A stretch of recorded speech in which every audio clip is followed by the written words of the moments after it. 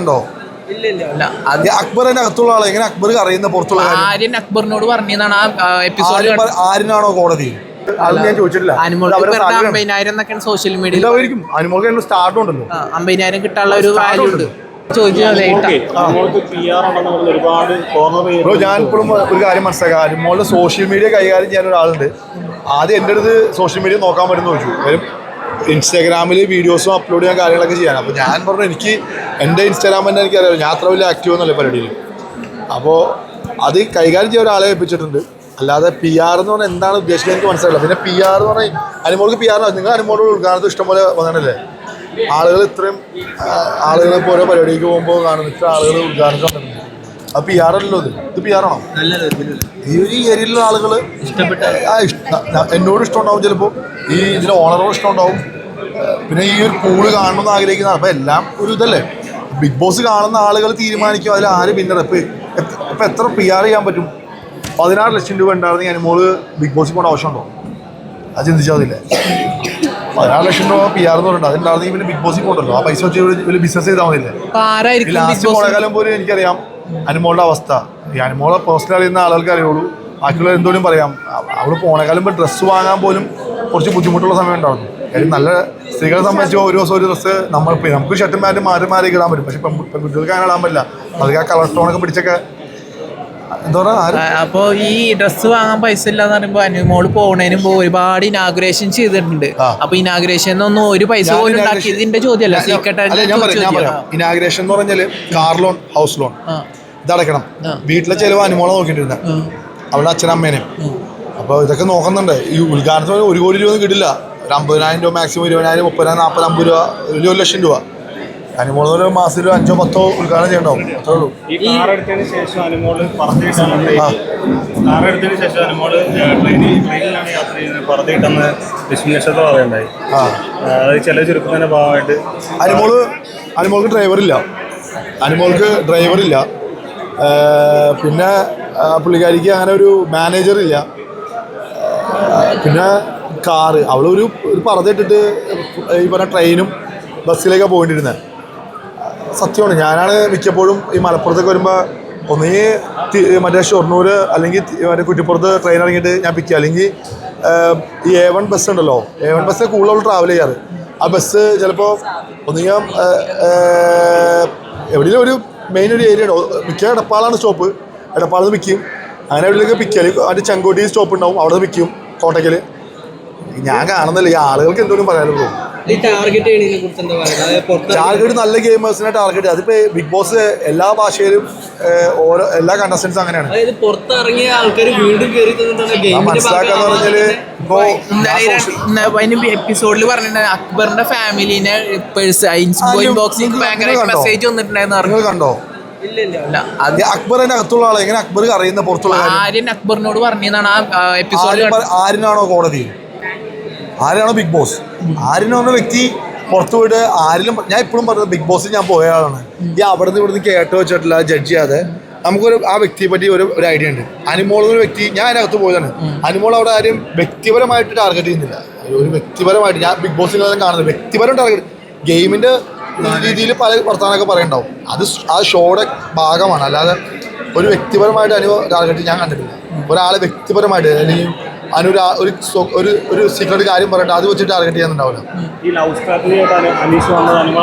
ഒരിക്കലും ഇല്ല ബ്രോ. അതൊന്നും ഞാൻ ഒരാൾക്കും ഇഷ്ടം തോന്നാന്ന് പറഞ്ഞാൽ അതൊരു തന്ത്രമൊന്നുമല്ല. അത് സ്വാഭാവികമായിട്ട് ഒരു പെണ്ണൊരു പുരുഷന് ഇഷ്ടം തോന്നുന്നത് പറഞ്ഞാൽ ഇതൊരു സ്വാഭാവികമായിട്ട് ഉണ്ടാകുന്ന കാര്യം. അതൊരു തന്ത്രമായിട്ട് എനിക്ക് തോന്നുന്നില്ല. ഒരു ഗെയിമിന്റെ ഭാഗമായിട്ട് ഒരിക്കലും ജീവിതം വെച്ച് കളിക്കുന്നില്ല. ആ ചേട്ടാ ഈ ടാർഗറ്റ് ചെയ്യുന്നതിനെ കുറിച്ച് പറഞ്ഞില്ല. അതായത് ഗെയിമിൽ ഇല്ലാത്ത ആൾക്കാരാണ് ആളെ ടാർഗറ്റ് ചെയ്യണത്. ഈ പുറത്തുനിന്ന ആൾക്കാരല്ലേ, അവർക്ക് ഇപ്പൊ പുറത്തു പോയപ്പോ അവർക്ക് കിട്ടിയില്ല, നല്ലോണം ഏറിപ്പോയില്ല, കുറെ ആളുകൾ ഏറിൽ പോയി. അപ്പൊ അവർക്ക് ഇപ്പൊ ഇനി അവരുടെ വശം ക്ലിയർ ചെയ്യണം, അവര് നല്ലവരാണെന്ന് കാണിക്കണം.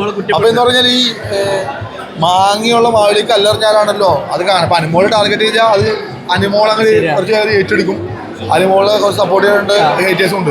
രണ്ട് വശമാണ്. അപ്പൊ അമ്മയെ തല്ലിയ 2 വശം എന്നുള്ളത് അങ്ങനെ അത് ഇതാണല്ലോ.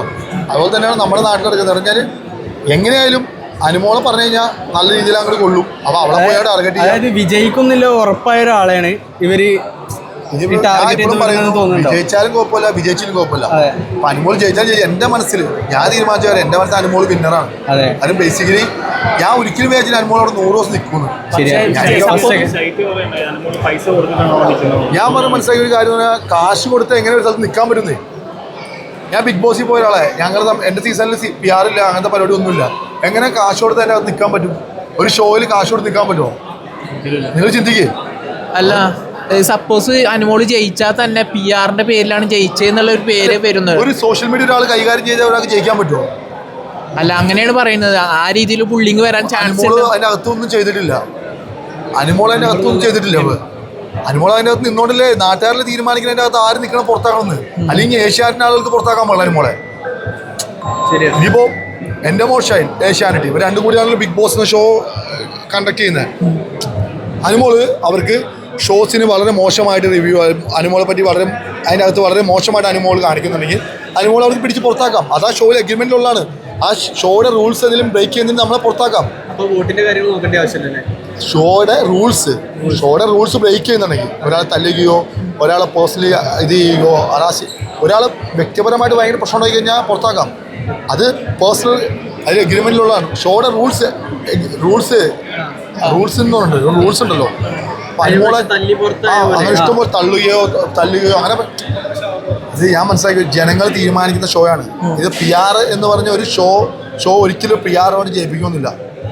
അങ്ങനൊന്നുമില്ല. ചുമ്മാ ആളുകൾ ഇന്നലത്തെ ഒരു കണ്ടന്റ് പറഞ്ഞാല് ഇന്നലെ എല്ലാ സോഷ്യൽ മീഡിയ സ്പ്രെഡാണ്. ഹിന്ദി ബിഗ് ബോസിൽ നടക്കും അനുമോളെ തോൽപ്പിക്കാൻ വേണ്ടിയിട്ട് PR ഒരു പല കണ്ടസ്റ്റൻസും അനുമോളെ തോൽപ്പിക്കാൻ വേണ്ടിയിട്ട് വോട്ട് വാങ്ങുന്നു എന്ന് പറയുന്നുണ്ട്. പല അങ്ങനെ വീഡിയോ. കാര്യം പറയാം, ഈ ഷോ കാണുന്ന മലയാളി ഓഡിയൻസ് ആണ്. മലയാളികൾക്ക് ഒരു 100% 90% മലയാളി സപ്പോർട്ട് അനുമോൾ ഉണ്ടെങ്കിൽ അനുമോൾ ജയിക്കും. ഇപ്പോൾ നോർത്ത് ഇന്ത്യൻസോ അല്ലെങ്കിൽ പെരുമ്പാവൂരിലെ ബംഗാളീസോ വോട്ട് വേറെ ആക്കി ചെയ്താലും ജയിക്കുമെന്നില്ല. ജനങ്ങൾ തീരുമാനിക്കും. ഞാൻ ബിഗ് ബോസ് സീസൺ പോയി ഞാൻ 3ാം സ്ഥാനം വന്ന ഒരാളാണ്. ഞാനിപ്പോഴും ബിഗ് ബോസ് എന്ന് പറഞ്ഞ ബാനർ വെച്ചിട്ടും സ്റ്റാർ മാജിക്കിന് ബാനർ വെച്ച് ഉദ്ഘാടനങ്ങളും ഇവന്റിനും അങ്ങനെയുള്ള ഒരുപാട് പരിപാടികൾക്ക് പോകുന്ന ഒരാളാണ്. മനസ്സിലായോ? എനിക്കത് ബുദ്ധിമുട്ടൊന്നുമില്ല. എനിക്കറിയാൻ പാടില്ല അവരെന്താണ് ഉദ്ദേശിക്കുന്നത്. RJ ബിൻസിന് ഇപ്പോൾ ഷോ ചെയ്യാനിപ്പോൾ അവർ ഗസ്റ്റായിട്ട് ചെയ്യുന്നതാണ്. അല്ലാതെ അവിടെ അതിനോട് ഷൗട്ട് ചെയ്യേണ്ട ആവശ്യം, ഗെയിം കളിക്കേണ്ട ആവശ്യമില്ല. എനിക്കറിയാൻ പാടില്ല. അവർ ഡയറക്റ്റ് ഫിനാലിലേക്ക് എനിക്കറിയാം. അത് നോർമലി വളരെ ഹാപ്പി ആയിട്ട് ഷെയ്ക്കാൻ കൊടുക്കുക, പോവുക, എല്ലാവരും ഹാപ്പി ആയിട്ട് ഒരു ചിൽഡ്രപ്പ് കൊടുക്കുക, ഓൾ ദ ബെസ്റ്റ് പറയുക. ഫൈനൽ വന്ന ആളുകൾക്ക് സപ്പോർട്ട് ചെയ്യുന്ന പോലെ എല്ലാവരും ഓൾ ദ ബെസ്റ്റ്, കപ്പെടുക്കട്ടെ, ഓൾ ദ ബെസ്റ്റ് പറഞ്ഞിട്ട് പോലും. അല്ലാതെ വ്യക്തിപരമായിട്ട് ദേഷ്യവും വിദ്വേഷവും കാണിക്കുന്ന ആവശ്യമില്ല. ഇപ്പൊ പുറത്തു പോയ ആൾക്കാര് തിരിച്ചു വന്നില്ലേ, അവര് ഇപ്പൊ കളിക്കുന്ന ഗെയിം ആദ്യം കളിച്ചിട്ടുണ്ടെങ്കിൽ ആലോചിച്ചു. അവരിപ്പോ ഈ റേസ് ശബ്ദം ഉയർത്തുന്നത് ആദ്യം തെറ്റ് കണ്ട ശബ്ദം ഉയർത്തിക്കുകയും ആദ്യം ശരി കണ്ട ശബ്ദം ഉയർത്തുകയും ഇതും ഇണ്ടാതെ വളരെ ന്യൂട്രലായിട്ട് കിട്ടുന്ന പൈസ വാങ്ങിച്ച് വീട്ടിൽ വരാമെന്ന് പറഞ്ഞു കഴിഞ്ഞാൽ നടപടിയാവില്ല. പിന്നെ PR നോക്കിക്കോളും. ഞാൻ പൈസ കൊടുത്തിട്ടുണ്ടല്ലോ, അല്ലെങ്കിൽ എൻ്റെ സോഷ്യൽ മീഡിയ നോക്കിക്കോളും. ഞാൻ ബൂസ്റ്റായിട്ട് സംസാരിക്കുന്നവരെ അവർ ഇട്ടോളും. അങ്ങനെയൊന്നുമില്ല. Big boss show social media 2 photo video ഇട്ടിട്ടും വോട്ട് ചെയ്യുന്ന പറഞ്ഞാൽ വോട്ട് ചെയ്യുന്നില്ല. ജനങ്ങൾക്ക് ഇഷ്ടപ്പെട്ട അവർ വോട്ട് ചെയ്യും. അതിപ്പോൾ അനുമോളാണെങ്കിലും അക്ബറാണെങ്കിലും ആരും പുറത്തായല്ലോ. ആദില, നൂറ, പിന്നെ നിവിൻ, മറ്റേ നമ്മുടെ അനീഷ്, പിന്നെ ഫൈനൽ ഒരാളുണ്ടല്ലോ ഷാനവാസ് പേര് കിട്ടുന്നില്ല. ഷാനവാസ് ആണെങ്കിലും ഇത്ര ആളുകളുണ്ട്. ഇത് ജനങ്ങൾ തീരുമാനിക്കുന്ന കാര്യമാണ്. അപ്പൊ ഇവ പുറത്ത് വീഡിയോ ഇട്ടൊന്നും ഇപ്പൊ ഞാൻ ഇവിടെ വന്നിട്ട് അനുമോള് സപ്പോർട്ട് ചെയ്ത് പറഞ്ഞാൽ ആളുകൾ സപ്പോർട്ട് ചെയ്യില്ല. അല്ല, അനുമോളും അനീഷ് വിവാഹം കഴിച്ചാൽ നന്നായിരിക്കും എന്നൊക്കെ പലരും പറയുന്നുണ്ട്. വിവാഹം കഴിച്ചാലേ നന്നായിരിക്കും എന്നൊക്കെ പലരും നല്ലൊരു ജോഡികളാണ്. വിവാഹം എന്ന് പറഞ്ഞ സാധനം ഒത്തിരി ഡിഫിക്കൽട്ട് സംഭവമാണ്. അത് നമുക്കും നാട്ടുകാർക്കും ആർക്കും പറയാൻ പറ്റില്ല. ഇവിടെ വിവാഹം കഴിച്ചാൽ ഹാപ്പിയായിട്ട് ജീവിക്കണ കുറച്ച് ആളുകളുള്ളൂ. വിവാഹം നല്ല ഒരു എന്താ പറയാ ഏറ്റവും അടിപൊളിയാണ്. പക്ഷെ നല്ലൊരു പാർട്ട്ണറെ കിട്ടും. അപ്പൊ അനീഷും അനുമോളും കല്യാണം കഴിച്ചാലേ അത് അറിയാൻ പറ്റുള്ളൂ, നമുക്ക് പറയാൻ പറ്റുള്ളൂ. അല്ല, അങ്ങനെ കോമ്പൊക്കെ കാണുമ്പോൾ അങ്ങനെ തോന്നി. അവര് നല്ല സുഹൃത്തുക്കളായിട്ട് എനിക്ക് പറ്റില്ല. അനീഷ് ചിലപ്പോൾ അനുമോൾ ചെറിയ ഇഷ്ടമുണ്ടാവും. അത് സ്വാഭാവികമാണ്. ഇപ്പൊ എനിക്ക് ഒരു പെൺകുട്ടി അടുത്തടിക്ക് പെരുമാറുമ്പോൾ ഫ്രണ്ടിനോട് നമുക്ക് ഇഷ്ടം തോന്നും. അത് നല്ലതാണ്. അങ്ങനെ ഒരാളെ കല്യാണം കഴിക്കണ്ടേ നമ്മൾ മനസ്സിലാക്കുന്നത്. ബാക്കിയുള്ള എനിക്കറിയില്ല. ബ്രോ അവരെ തമ്മിലുള്ള പ്രശ്നങ്ങളല്ലേ. നമ്മൾ ഈ വേണ്ടാത്ത കാര്യങ്ങളൊക്കെ പോയി സംസാരിച്ചു. ഒരാളുടെ രണ്ടുപേരും ജീവിതമാണ് വെച്ച് ഇങ്ങനെ അമ്മാനാടാൻ പാടില്ല. ഞാൻ എനിക്ക് നിങ്ങളോടും പറയാനുള്ളത്, ബ്രോ ഇതിന്റെ അകത്ത് അനുമോൾക്ക് ആ കംഫർട്ടായിട്ട് ഷാനവാസ് അനീഷ് മാത്രമേ ഉള്ളൂ. അവരുടെ അടുത്ത് മാത്രം സംസാരിക്കുന്നു, അത്രേ ഉള്ളൂ. സ്വാഭാവികമാണ്. അപ്പൊ ഞാൻ പണ്ട് ഞാൻ പോരാ ബിഗ് ബോസിൽ പോയിരുന്നു സീസൺ. അപ്പൊ അന്ന് അനുമോളെ ഞാൻ കളിയാക്കിയപ്പോൾ അനീഷ് എൻ്റെ അടുത്തൊന്ന് ഞങ്ങളുടെ അനിയത്തിക്കുട്ടിയെ ഒന്നും കളിയാക്കണ്ടാട്ടോ, ഒന്ന് തമാശക്ക് ഫണ്ണായിട്ടുള്ള ചില കാര്യങ്ങൾ അത് നാട്ടുകാരാണ് ഇത് വലിയ വിഷയങ്ങളാക്കുന്നത്. അവർ തമ്മിൽ ഒരു പ്രശ്നം ഉണ്ടാവില്ല പുറത്തേക്ക്. നമ്മളിവിടെ ആർമിയും വാറൊക്കെ നടത്തും, ഇവർ പുറത്തേക്ക് തോർത്ത് കൈയിട്ട് നടക്കും. ലാസ്റ്റ് എന്താവും ഈ നിങ്ങളൊക്കെ അല്ലെങ്കിൽ ഇതിനുവേണ്ടി മത്സരിച്ച് അല്ലെങ്കിൽ ഇതിനുവേണ്ടി ആർത്തു ഉല്ലസിച്ച് വഴക്കുണ്ടാക്കിയ ആളുകളൊക്കെ അവർ ചമ്മിപ്പോകും. അല്ല ശരിക്കും അനുമോളെ പിന്നീന്ന് കുത്തുന്ന കണ്ടസ്റ്റൻസ് ആരൊക്കെ ആയിരിക്കും അതിൻ്റെ ഉള്ളിൽ മത്സരിക്കുന്ന കണ്ടസ്റ്റൻസ് പിന്നിൽ നിന്ന് അനുമോളെ കുത്തുന്ന ആരായിരിക്കും ശരിക്കും ബ്രോ? അങ്ങനെയൊന്നുമില്ല ബ്രോ. അനുമോളെ പറഞ്ഞാൽ മാത്രമേ അവിടെ അത് ഏറ് പോകുന്നുള്ള സിറ്റുവേഷൻ വരെയായി. ഞാൻ ഞാൻ പിന്നെയാണ് മനസ്സിലാക്കിയത് ഈ അനുമോളുടെ പാവയ്ക്ക് ഇത്രയും വലിയൊരു ഇതുണ്ടെന്ന്. ഇടയ്ക്ക് ഇപ്പൊ ഇന്നത്തെ എപ്പിസോഡിൽ ആദില അവരാണ് പിന്നിൽ നിന്ന് കുത്തിയിട്ടുണ്ടായിരുന്നത്. ആദില ഇടക്കിടക്ക് അനുമോളെ കുത്തുന്നുണ്ടായിരുന്നു. ഇപ്പൊ ഒരു സോൾവ് ആയി, പക്ഷെ അതിന് മുന്നേ ഇടക്കിടക്ക് അനുമോളുടെ വിഷയം അങ്ങനെ ചെറിയ എന്തെങ്കിലും പ്രശ്നം ഉണ്ടാവും, അത് വലിയ പ്രശ്നമാകണമായിരിക്കും. ആ ഒരു റൈസ് കൊടുത്ത് ഇഷ്യൂ പ്രശ്നം ഉണ്ടായത്. ചോറ് വിളമ്പിയപ്പോൾ എന്തൊരു ചെറിയ കാര്യങ്ങളതൊക്കെ കറി കൊടുത്തില്ലാന്നോ കറി കൂടുതൽ കൊടുത്തു എന്തൊക്കെയോ ചെറിയ റീസണാണ് ഇത് വലിയ വിഷയങ്ങളാവുന്നത്. അത് ബിഗ് ബോസ് ഷോയിൽ അങ്ങനത്തെ ഒരു പ്രശ്നമാണ്. ചെറിയ കാര്യങ്ങളാണ് വലിയ വഴക്കുകൾ. അത് നമ്മുടെ നാട്ടിൽ പറയുന്നത് ചെറിയൊരു അതിർത്തിറക്കം വലിയ കൊലപാതകങ്ങളിലേക്ക് നീണ്ട കാലമാണ് നമ്മുടെ കേരളത്തിൽ.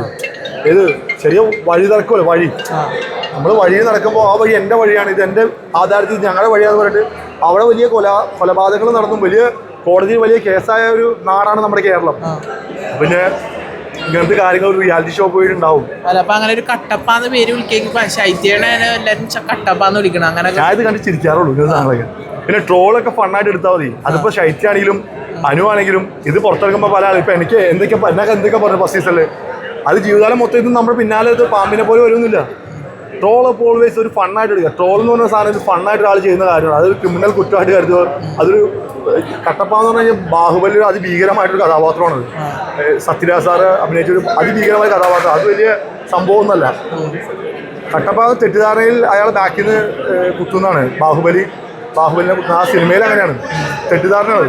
അനുമോൾക്കും അനീഷിനും അല്ല അനുമോൾക്കും ഷാനവാസിനും എന്തെങ്കിലും മനസ്സിലാവും, അനുമോളാണ് ശരിയെന്ന് എന്തെങ്കിലും മനസ്സിലാവുമ്പോൾ അവരങ്ങോട്ട് വിളിച്ച് സോറി പറഞ്ഞു. നമ്മൾ അല്ല ഈ ഇവര് ഇറങ്ങിയതിന് ശേഷമല്ലേ ഈ മത്സരം കഴിഞ്ഞതിന് ശേഷം ഈ ഫ്രണ്ട്ഷിപ്പ് ഒക്കെ മുന്നോട്ട് പോകുന്നു വിചാരിക്കുന്നുണ്ടോ? അതോ ഓഫ് കോഴ്സ് ഈ ആദില നൂറ ഫ്രണ്ട്ഷിപ്പ് ഒക്കെ ഉണ്ടാവില്ലേ?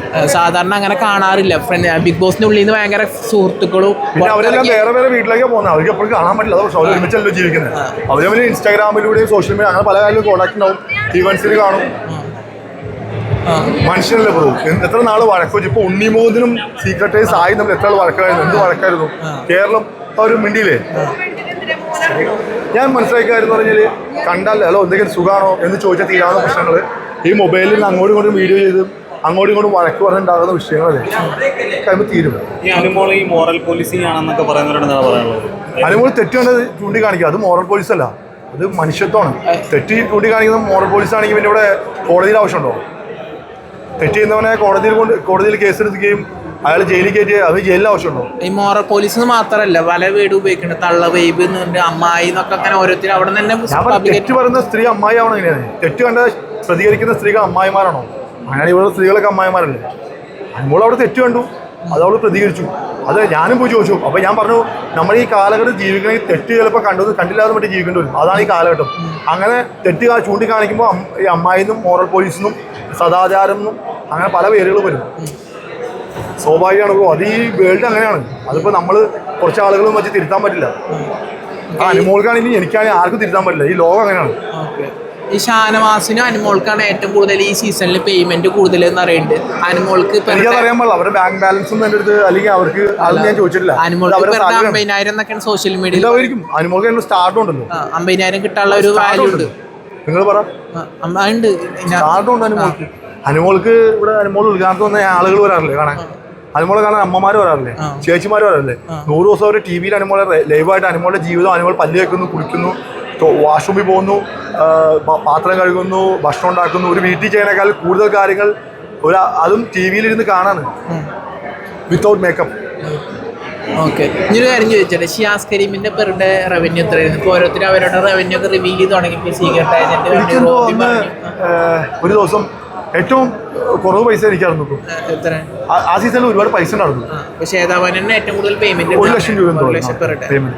എനിക്ക് ചെറിയ പൈസ ഉണ്ടാവുള്ളൂ എന്ന് പറഞ്ഞാൽ ഒരു അന്നത്തെ എനിക്കത് വലിയ പൈസയായിരുന്നു. ഇതാ ചെറിയ പൈസ. ഇല്ല 20 ഒന്നും ഉണ്ടായില്ല. എനിക്ക് കുറച്ച് വയസ്സ് ഉണ്ടാവുള്ളൂ.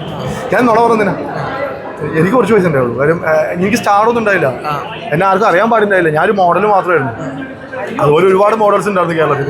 അതിലൊരു മോഡൽ, ഒരു പൊക്കമുള്ള ഒരു മോഡൽ. ബിഗ് ബോസ് കൊണ്ട് കരിയർ മാറിയെന്ന് തോന്നിയോ? ഓഫ് കോഴ്സ് എനിക്ക് എൻ്റെ കരിയർ മാറി. ഞാൻ വീട് വെച്ചു, ജിം തുടങ്ങി, പല കാറ് വാങ്ങിച്ചു, പല പല കാര്യങ്ങൾ. വിവാദങ്ങൾ വരുന്നു. അല്ലെങ്കിൽ നോർമലി വീട്ടിലിരിക്കുന്ന ഒരാൾക്ക് വിവാദം വരില്ല. ആഫ്റ്റർ ബിഗ് ബോസ് ആണ് എനിക്ക് വിവാദങ്ങളും നല്ലതും ചീത്തയൊക്കെ എൻ്റെ ലൈഫിൽ വരുന്നു. സീസൺ കഴിഞ്ഞിട്ട് കുറെ ആയെങ്കിൽ ചോദിക്കാണ് എന്താണ് സീസൺ കഴിഞ്ഞിട്ടില്ല, ഇപ്പൊ കുറച്ചധികം ആളായി എന്നെങ്കിലും 7 കൊല്ലമെങ്കിലും എന്താണ് അന്ന് പോകുമ്പോ സീസണിലേക്ക് പോകുമ്പോ എത്ര വെയിറ്റ് ഉണ്ടായിരുന്നു? സീസൺ കഴിഞ്ഞിട്ട് വരുമ്പോ എത്ര വെയിറ്റ് ഉണ്ടായിരുന്നു? ഞാനന്ന് അത്യാവശ്യം നല്ല ഫിസിക്കായിട്ടാണ് പോയത്. തിരിച്ചു വന്നപ്പോൾ എൻ്റെ ഒരു 7 കിലോ കുറഞ്ഞാണ്. 7 പറഞ്ഞിട്ടുള്ളൂ. പക്ഷേ ഇപ്പോഴത്തെ സീസണിൽ മസിൽ മാസ് പോയി. അല്ലാതെ ബോഡി മെലിഞ്ഞിരുന്നേ, മസിലിൻ്റെ ഒരു ഇത് നമ്മുടെ മാസ് ഉണ്ടല്ലോ വലിപ്പം, അത് പോയി. അത് പോയിട്ട് മെലിഞ്ഞു പോയി, ക്ഷീണിച്ചു. ഫുഡിന്റെ കാര്യത്തില് ഭയങ്കര ഫുഡിനെ മാത്രം ജീവിക്കാൻ പറ്റും. സമാധാനം വേണ്ട. സമാധാനത്തിനൊക്കെ ഉപരി എന്താണ് ഇത് പുറത്തു പോകണം നമുക്ക് അറിയാൻ പറ്റില്ല. 2 ചപ്പാത്തിയൊക്കെ രാവിലെ കൊടുക്കണ ബിഗ് ബോസ് എന്നൊക്കെ പറയുന്നത്. ചപ്പാത്തി ഞങ്ങൾ ചപ്പാത്തി അല്ലായിരുന്നു, ഞങ്ങൾ 3 നേരം റൈസ് ഒക്കെ കഴിച്ചിട്ടുണ്ട്. 3 നേരം റൈസ് അല്ല, രാവിലെ ഉച്ചക്ക് റൈസ് ചോറ്. പിന്നെ അങ്ങനെ ഞങ്ങൾക്ക് 4 നേരം വിശക്കുമ്പോൾ ഫുഡായിരുന്നു. അങ്ങനെ ഇന്ന സമയത്ത് ഫുഡൊന്നും നമുക്ക് അവിടെ ക്ലോക്കും ഇതൊന്നുമില്ല. ടാസ്കിനനുസരിച്ച് അഡ്ജസ്റ്റ് ചെയ്ത് ജീവിക്കുക. ഒരു അഡ്ജസ്റ്റ്മെന്റ് ലൈഫ് സ്റ്റൈൽ. AC ഇട്ട ഒരു വീട്ടിൽ, ജിമ്മും പൂളുള്ള ഒരു വീട്ടിൽ ഒരു സമാധാനം ഉണ്ടോയെന്ന് വെച്ചാൽ ചില ദിവസം ഉണ്ടാവും, ചില ദിവസം ഉണ്ടാവില്ല. അഡ്ജസ്റ്റ് ചെയ്ത് ജീവിക്കുക, അഡ്ജസ്റ്റ് ചെയ്ത് ജീവിക്കുക, അത്ര തന്നെ.